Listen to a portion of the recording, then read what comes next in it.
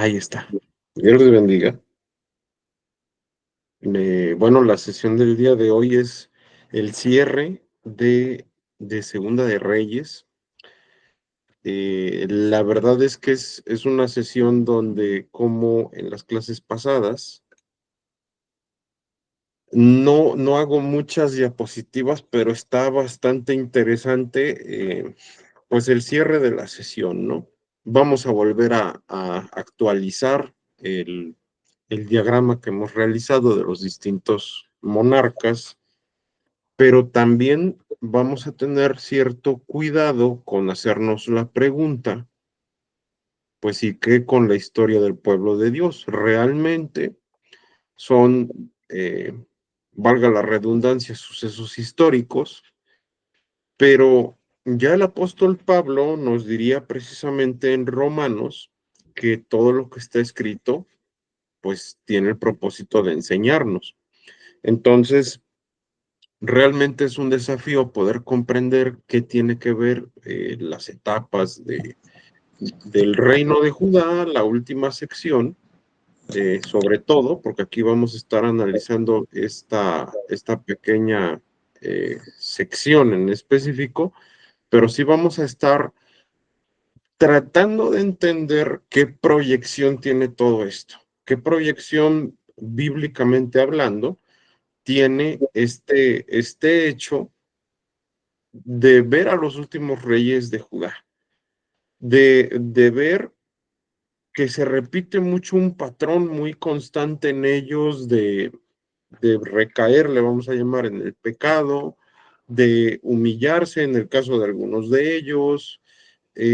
Vemos que nuevamente se levanta un personaje, o Dios permite que se levante uno de los reyes para dirigir de manera justa, pero esto no es suficiente y vuelve el pueblo a fallar y vuelve a venir la destrucción sobre el pueblo. Entonces, esta pregunta pareciera sencilla, o sea, ¿y qué de importante, qué de novedoso tiene para nosotros la historia de Israel? Y la realidad es que hay mucho de dónde escarbar. Entonces, vamos a estar primero revisando nuevamente el diagrama que tenemos por acá. Se los voy a platicar a grandes detalles.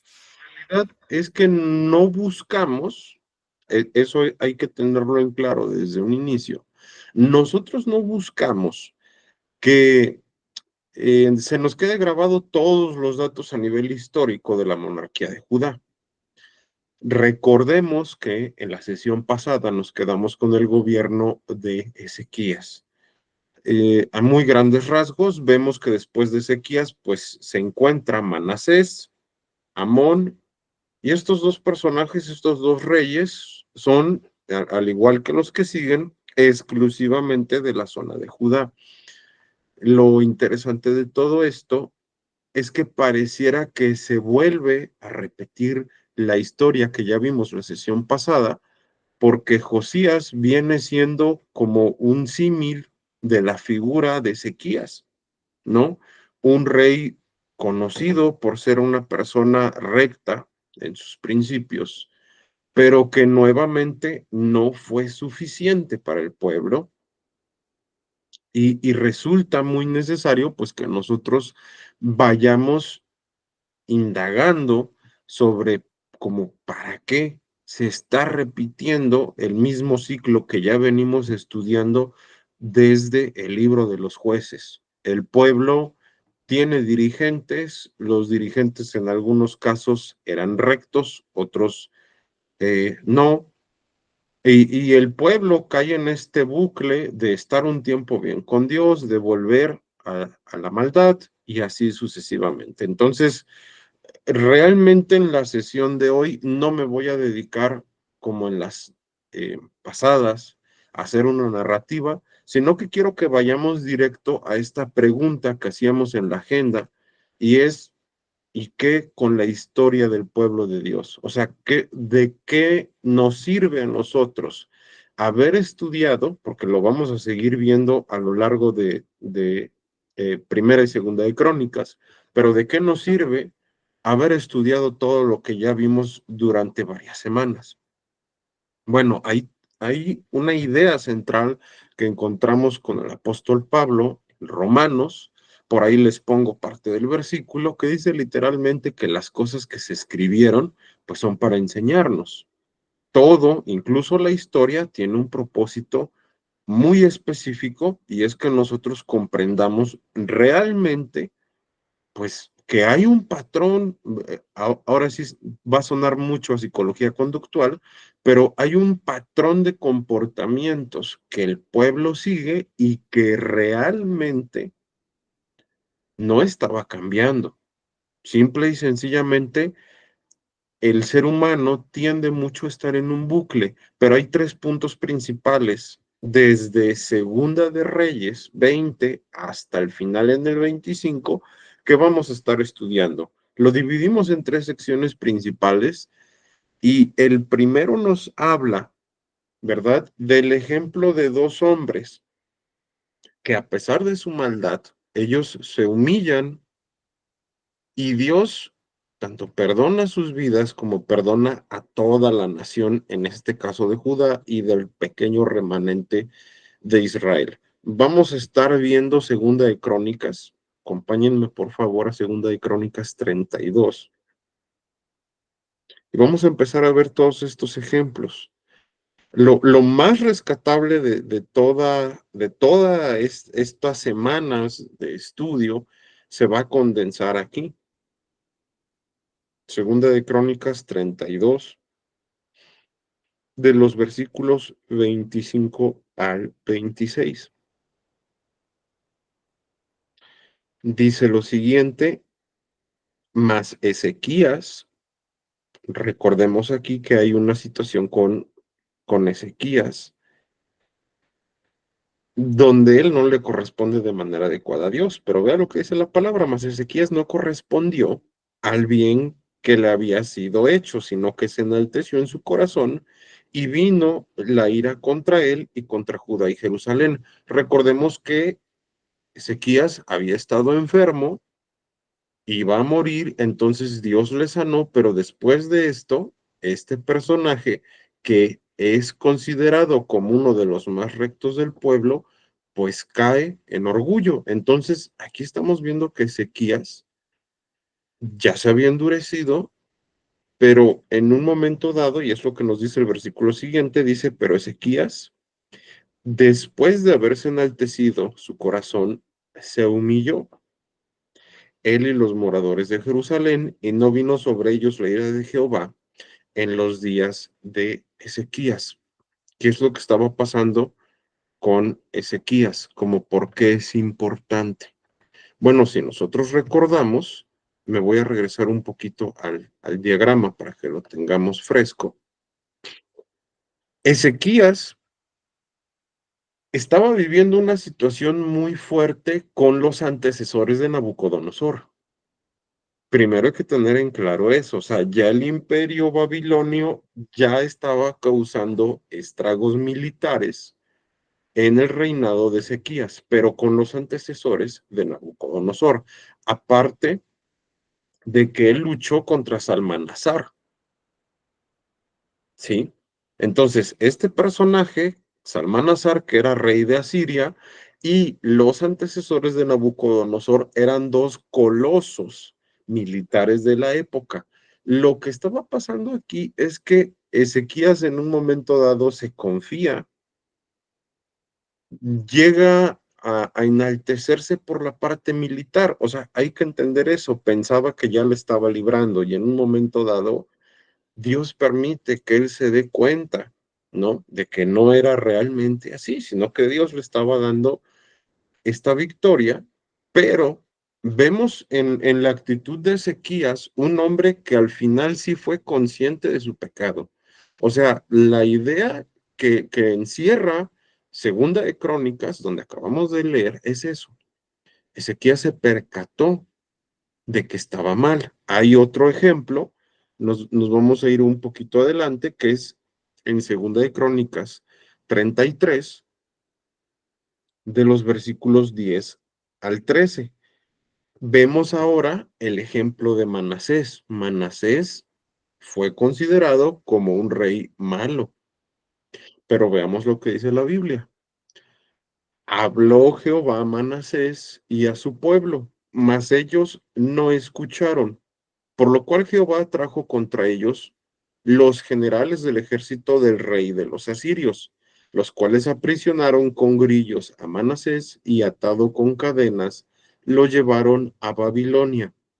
Mas luego que fue puesto en angustias, vean lo que hace Manasés. Oró a Jehová su Dios y humillado grandemente en la presencia del Dios de sus padres, y habiendo orado a él, fue atendido, pues Dios oyó su oración y lo restauró a Jerusalén, a su reino. Entonces reconoció Manasés que Jehová era Dios. Vean, Ezequías fue considerado como alguien recto, Manasés no, pero Manasés sí se humilló. Es muy interesante porque esta palabra que se utiliza para hablar de la humillación en el hebreo literalmente significa doblar la rodilla. Es muy, muy interesante porque si nosotros nos damos cuenta, voy a volver a reintegrarme en esta sección de las diapositivas. La realidad es que todo lo que estaba pasando en el pueblo de Dios venía como consecuencia de sus errores, ¿sí? El ser humano está diseñado, y eso lo vamos a ver cuando estudiemos propiamente análisis ontológico desde la postura bíblica, pero el ser humano está compuesto para dañar y dañarse. Esa es la realidad. Pablo lo dice con otras palabras, dice que tenemos una naturaleza pecaminosa, dice en Romanos 3. Y todos estos reyes están cortados por la misma tijera, todos tenemos una naturaleza malvada, pero en medio de todo ese gremio de personas malvadas, hay un grupo selecto que reconoce su condición y se humilla delante de Dios. Y entonces Dios responde, pero habrá que preguntarnos, bueno, ¿cómo es que alguien se puede humillar delante de Dios? ¿Cómo es que se puede reconocer que está mal? ¿De dónde viene el estado de conciencia para saber que realmente lo que nosotros estamos haciendo, y eso hay que analizarlo, es parte de nuestros deseos, es algo que toca ese principio de placer en el ser humano, aunque sea malvado, pero cómo el ser humano identifica que está mal? Bueno, el segundo punto nos va a dar la respuesta, y es que la consagración, esta idea de que Dios prospera a su pueblo en medio de la consagración, tiene un punto en común con el anterior, y es que para consagrarse y para humillarse es necesario tener en claro que hay una serie de patrones que parten de un estándar moral y ético que se dispone en las escrituras. Me voy a adelantar un poquito incluso con teología paulina, pero el apóstol Pablo y Juan literalmente nos dirían que el ser humano no puede generar un estado de conciencia sobre su propia maldad, no se puede humillar y no se puede consagrar a menos que sea confrontado por Dios, el Espíritu Santo, y por lo que está escrito en la Biblia. De otra manera, nadie, absolutamente nadie, podría llegar a humillarse y por ende a consagrarse a Dios. Vean que esto es algo muy escalonado, que va muy como una cadenita, ¿no? Es una pequeña cadenita de pasos. El primer paso es la humillación. Vemos el ejemplo de Ezequías y de Manasés que se humillan, pero posteriormente la narrativa bíblica en Segunda de Reyes, capítulo 20 al 25, sí nos dice que en medio de la consagración Es como Dios prospera a su pueblo. Pero vamos a preguntarnos propiamente qué es la consagración. Hemos estudiado en clases pasadas que había fiestas como la fiesta de Yom Kippur o el Día de la Expiación, la fiesta de Hak Hamatzah o la fiesta donde se ofrecían los panes sin levadura, la fiesta de la Pascua y otras muchas fiestas, donde uno de los principios rectores o de los ejes de articulación teológicos es el ofrecimiento voluntario, la consagración, algo muy parecido a los que hacían los sacerdotes cuando se lavaban todo el cuerpo y se ponían vestimentas blancas. ¿De dónde empieza? ¿Cómo se hace? Bueno, la Biblia nos da una serie de pasos en Crónicas. El primer paso tiene que ver con abandonar los ídolos. Vamos a Segunda de Reyes 34, un poquito adelante. Tenemos otro ejemplo muy interesante y es precisamente con el reinado de Josías. Vean lo que dice la palabra. Segunda de Crónicas 34, de los versículos 3 al 7. Dice, a los 8 años de su reinado, siendo aún muchacho, comenzó a buscar al Dios de David, su padre. Está hablando de Josías. Y a los 12 años comenzó a limpiar a Judá y a Jerusalén de los lugares altos, imágenes de acera, esculturas e imágenes fundidas. Y derribaron delante de él los altares de los Baales e hizo pedazos las imágenes del sol que estaban puestas encima. Toda la narrativa que nos dan estos versículos nos dicen que Josías se propuso de manera muy directa destruir aquello que estaba siendo un tope para que el pueblo pudiera consagrarse a Dios. Y evidentemente lo primero que había que sacar era lo pecaminoso, como en la fiesta de los panes sin levadura. La fiesta de los panes sin levadura tiene la idea del ofrecimiento, pero lo que se hacía primero en la fiesta, si ustedes recuerdan esa clase, es que literalmente se barría la casa, se barría la levadura, se sacaba la suciedad. ¿Por qué? Incluso en el Nuevo Testamento Jesús asemeja al ser humano como una casa, ¿sí?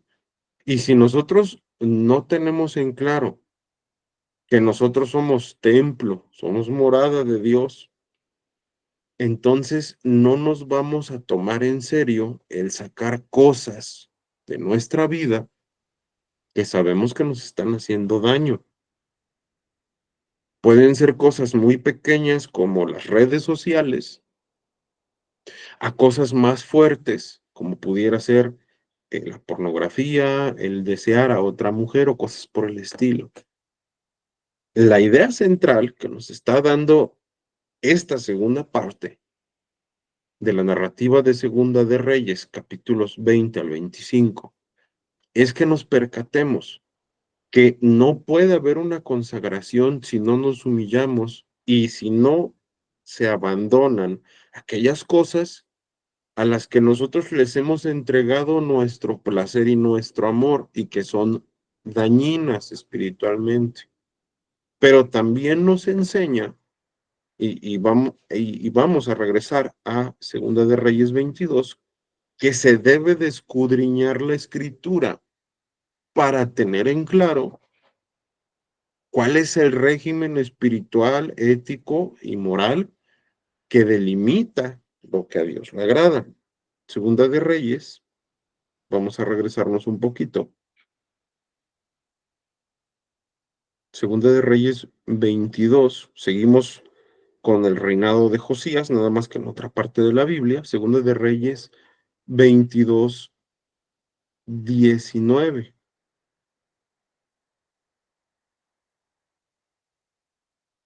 Desde el 18.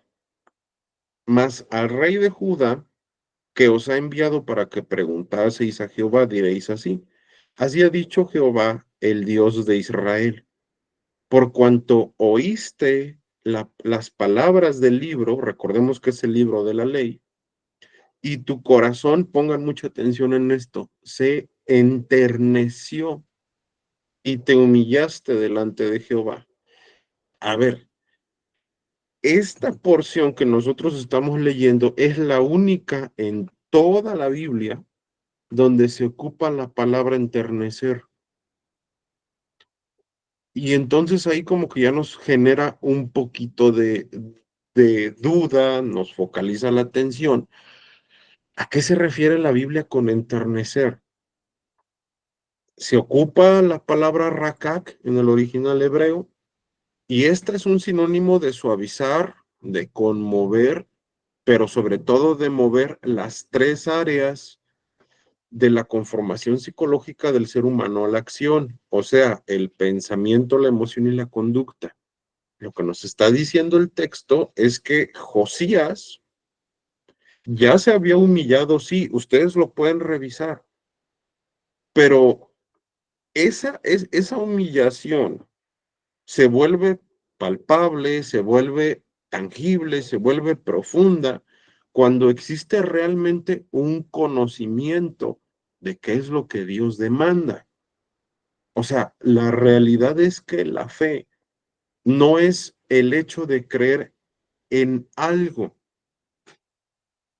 como un concepto que no está definido, sino que parte del hecho de un conocimiento sólido de algo en específico que se desmenuza intelectualmente, sí, pero que va calando, le voy a llamar así, las distintas esferas del pensamiento humano, de la emoción y del intelecto y por ende de la conducta.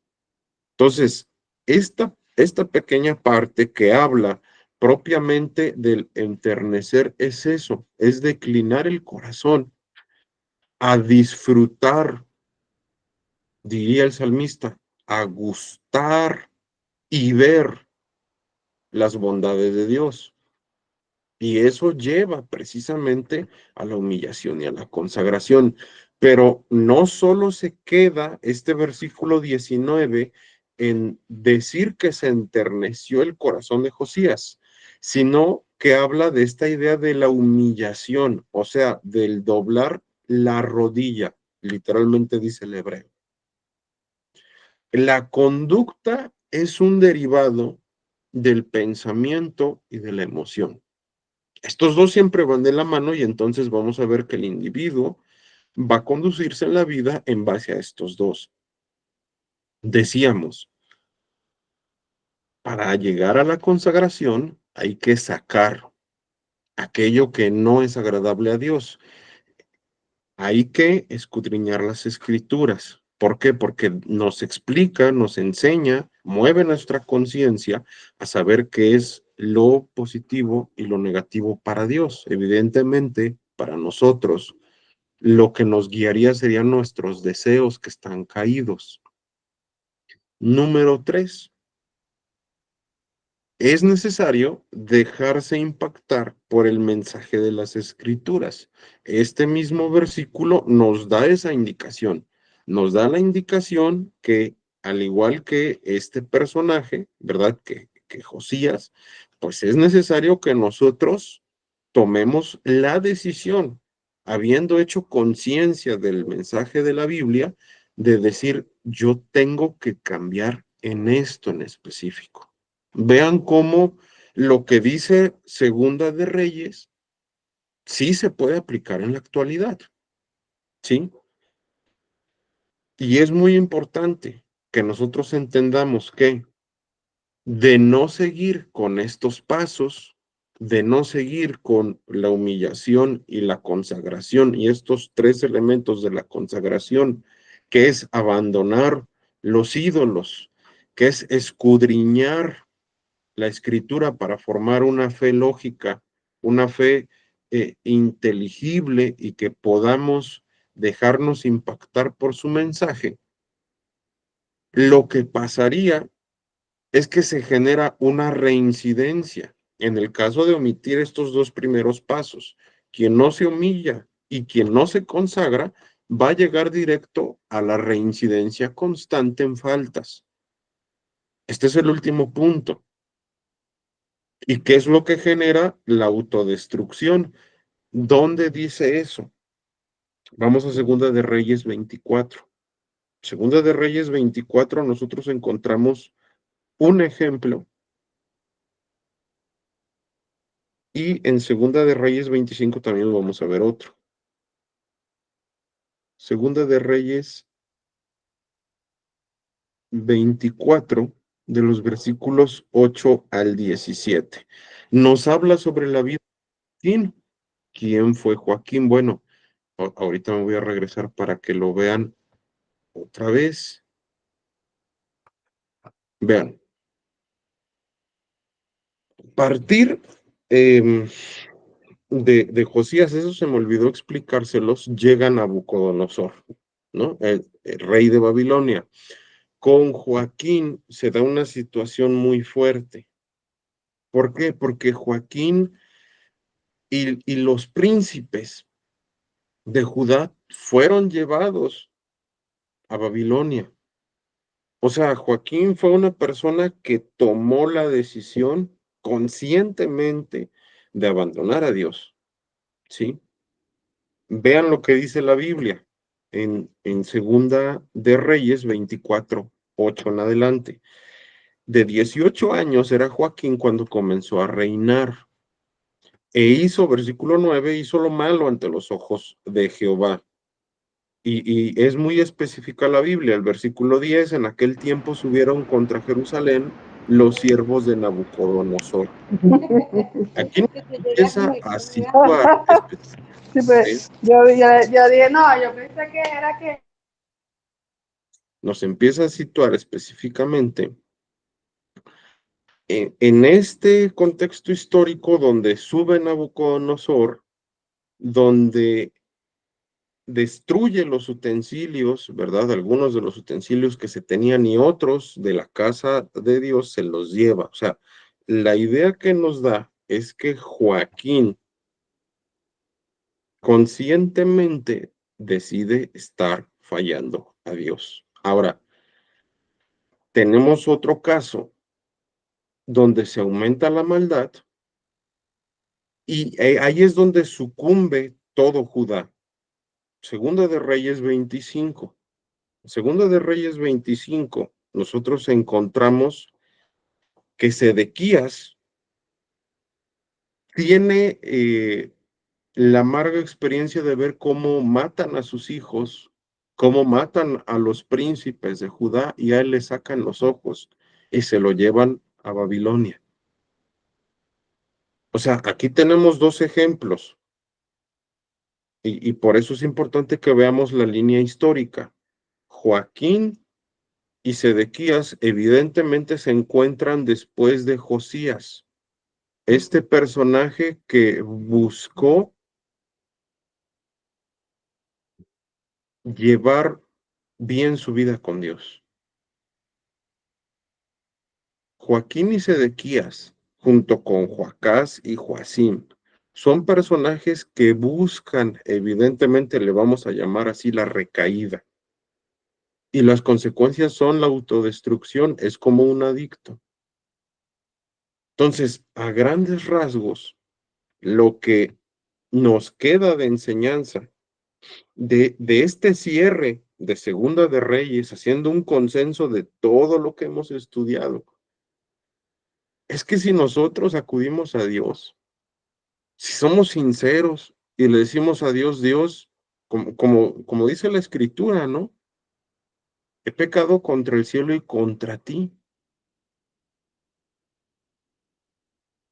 Esa idea nos abre las puertas con Dios. Y entonces Dios nos da un chance. Y entonces podemos consagrarnos. ¿Cómo nos consagramos? Bueno, hay que abandonar lo que sabemos que nos está haciendo daño. Hay que abandonar lo que nosotros sabemos que nos lleva a ofender a Dios.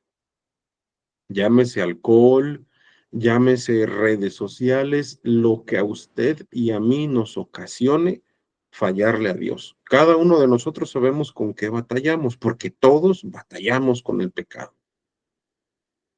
Pero aparte de abandonarlo, es necesario escudriñar la Escritura y dejarnos impactar por su mensaje, dejarnos transformar, dejar que cambie nuestros pensamientos, nuestras emociones y nuestras conductas, porque de no hacerlo, de no tomarlo en cuenta, vamos a reincidir en conductas que desagradan a Dios, pero que también nos autodestruyen. Ya estaremos estudiando más adelante, pero ahora en Crónicas, ¿cuál es la postura teológica? Sí, histórica, pero más teológica, donde los escritores de Crónicas que fueron, se infiere que fueron sacerdotes, nos van a estar diciendo las afectaciones espirituales de este último punto, de la reincidencia que nos lleva a la autodestrucción. Y la idea central es que nosotros rescatemos que Dios busca que nos humillemos y que tomemos una decisión de prestar oído atento a su mensaje y que le pidamos que impacte en nuestra vida, que impacte realmente en lo que pensamos y en lo que sentimos.